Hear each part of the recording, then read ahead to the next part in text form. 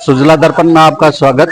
आज हम पहुंचे हैं नव दुर्गा महोत्सव समिति मालियांगबास कमल घूमर चौक, और यहाँ दुर्गा पूजा का एक शानदार आयोजन है। कल भी हम आए थे पूर्व संध्या पे, और आज माता का एक स्वरूप देखिए, बहुत शानदार स्वरूप है। इनकी टीम पूरी मौजूद है। और आज प्रथम नवरात्रा अश्विन शुक्ल प्रतिपदा, और इस दिन नवरात्रा की शुरुआत होती है और देश में डांडिया और गरबा खेला जाता है। डांडिया माँ दुर्गा की पूजा के बाद में खेला जाता है और गरबा पहले खेला जाता है। इसकी शुरुआत हुई थी गुजरात से, और आज पूरे देश में डांडिया और गरबा होता है। तो बहुत सुंदर आयोजन यहाँ पे किया हुआ है, और इनकी टीम मौजूद है। और आरती तो हो चुकी, हम थोड़े लेट हो गए थे, दूसरी जगह गए थे। माँ दुर्गा का स्वरूप देखिए, प्रथम पूजक गणेश जी की फोटो आप देखिए कितनी सुंदर है, जैसे आशीर्वाद देती हुई। और इनकी भजन मंडली भी यहाँ पे मौजूद है, और यहाँ के मौजूद व्यक्ति संस्था के सब मौजूद है यहाँ पे। और हमारे लाडनू के वरिष्ठ पार्षद मोहन सिंह जी मौजूद है, जो कि बहुत ही एक मतलब इस एज में भी एकदम एक्टिव फुर्ती, कोई भी काम इनको बोल दो। तो ये मेरे साथ नरेंद्र जी भोजक भी है, जो हमारे यहाँ लाडनू के वरिष्ठ वकील है। और मेरे साथ इस संस्था के मारी समाज के अध्यक्ष भी हमारे साथ मौजूद है। सनातन धर्म की क्या कहना चाहेंगे? सभी को जय माता जी की।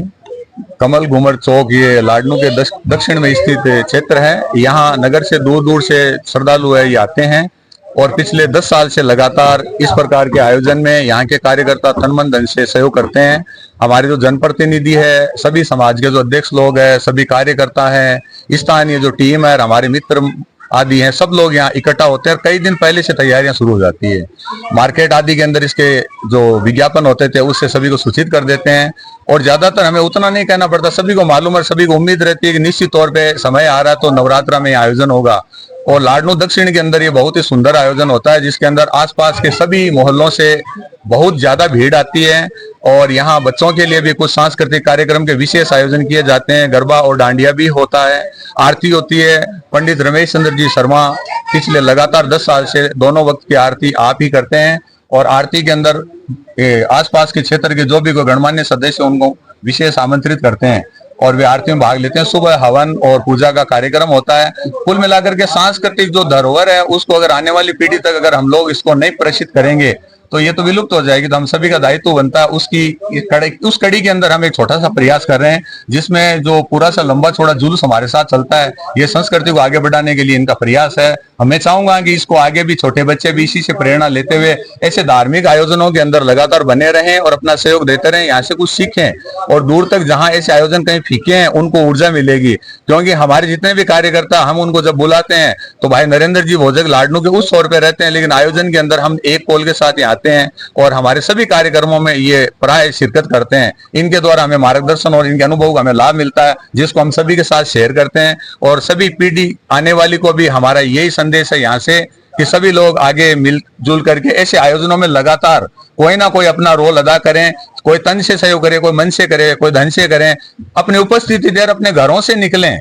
लोग घरों में बैठे रहते हैं, फिर बाद में कहते हैं कि आयोजन हमें पता नहीं चलता है। निश्चित तौर पे हम जानते हैं कई की ऐसी परिस्थितियां होती है, वे आपके माध्यम से मल्टीमीडिया से देख पाते हैं, लेकिन जो सक्षम है वे आसपास के क्षेत्रों में इस प्रकार के संदेश दें। और इस युवा है, आने वाले देश का सनातन धर्म का भविष्य है।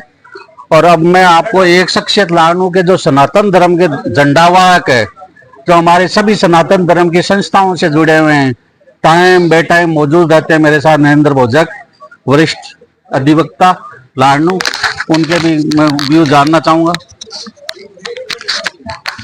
जय माता जी की। अभी 9 दिन तक पूरे देश भर में नहीं, पूरी दुनिया भर में, क्योंकि आजकल लगभग दुनिया के बाहर के देशों में भी नवरात्रा के, गणपति पूजा के ऐसे कार्यक्रम धीरे धीरे शुरू हुए हैं। दुनिया के कई देशों में शुरू हुए, लेकिन ये जो 9 दिन का आयोजन है, इसका सबसे बड़ा जो फायदा अभी मिल रहा है समाज को, वो ये है कि आजकल घरों में लगभग शाम के समय, पहले घरों में आरती होती थी, घर परिवार सब इकट्ठा होते थे, बच्चे घर के इकट्ठा होते थे, तब उनको आरती बोलने का अभ्यास रहता था। लेकिन अब जैसे आयोजन हो रहे हैं, तो ऐसे आयोजनों से निश्चित रूप से आप शाम की आरती के समय में देखेंगे तो ऐसे छोटे बच्चे भी 15-20 आप भी जैसे खड़े हैं, तो ऐसे कम से कम 100-150 बच्चे रहते हैं। तो कम से कम जब 9 दिन लगातार सुबह शाम की आरती करते हैं तो आरती उनको याद होती है, और इस बहाने से थोड़ा बहुत भी यदि संस्कार उनके अंदर आता है तो निश्चित रूप से हम ये कह सकते हैं कि हमारी आने वाली पीढ़ी जो है, ये सारी जो ये माता श्री के जो भक्त तैयार हो रहे हैं, तो ये निश्चित रूप से एक संस्कार ऐसे बच्चों में जगेगा। और इसीलिए ये जो धार्मिक आयोजनों का हेतु भी यही है कि इस बहाने से कम अपनी माताएं बहनें यहाँ आए तो यहाँ कुछ अच्छे विचार उनको सुनने को मिले, उनको कोई ध्यान में आए, तो अपनी संस्कृति को बचा कर रखने के लिए और ये जो नई पीढ़ी है इसको तैयार करने के लिए, संस्कारित पीढ़ी तैयार करने के लिए ऐसे आयोजन लगभग सब जगह हो रहे हैं। और मैं तो सभी जितने भी आयोजक हैं उन सबसे निवेदन ये करना चाहता हूँ, इस पीढ़ी को तैयार करें। ये अगर पीढ़ी तैयार होगी तो अपना भविष्य है वो अपना और अपनी संस्कृति का बचा हुआ रहेगा।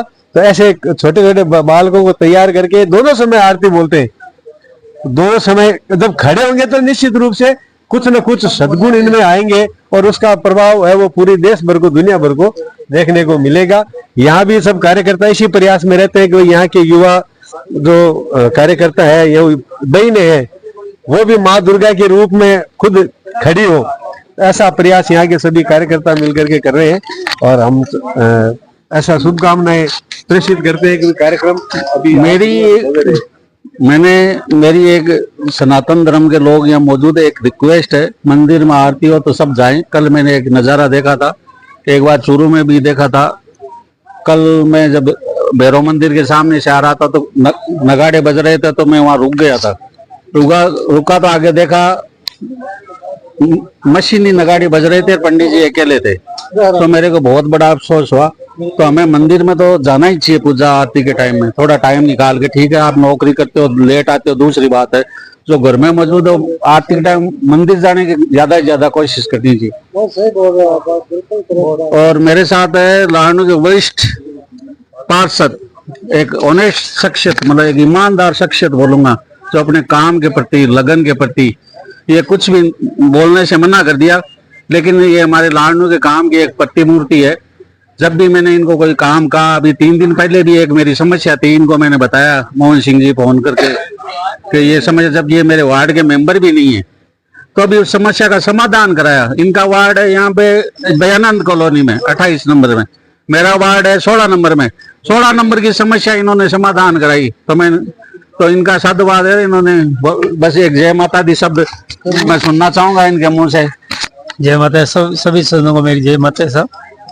और ये जो प्रोग्राम रखा बहुत अच्छा रखा गया है, और आज 10 साल से बड़ा प्रोग्राम चल रहा है यहाँ पे। तो पूरा समाज, पूरा वार्ड और पूरा लानू यहाँ इकट्ठा, आसपास के सब आते हैं सर। ये ठीक है। बच्चों तुम कुछ कहना चाहोगे अपनी दुर्गा पूजा के बारे में? तो इसमें जय माता दी, जय माता जी, जय माता दी, जय जोर बोलो, जय माता दी, जय माता दी। हाँ। अब हमारे